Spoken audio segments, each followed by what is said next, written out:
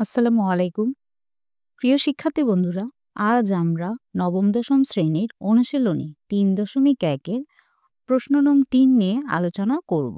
আমাদের প্রদত্ত প্রশ্নটি হল a - b = 4 এবং ab = 16। তাহলে a + b এর মান কত? চলো বন্ধুরা, সমাধানটি আমরা শুরু করি। আমরা এখানে একটি সূত্র ব্যবহার করব। সূত্রটি হলো a + b² = a - b² + 4ab। এই সূত্রটি ব্যবহার করে আমরা a + b এর মান নির্ণয় করতে পারি। প্রথমে a - b এবং ab এর মান দেওয়া আছে। মানগুলো হলো a - b = 4 এবং ab = 16।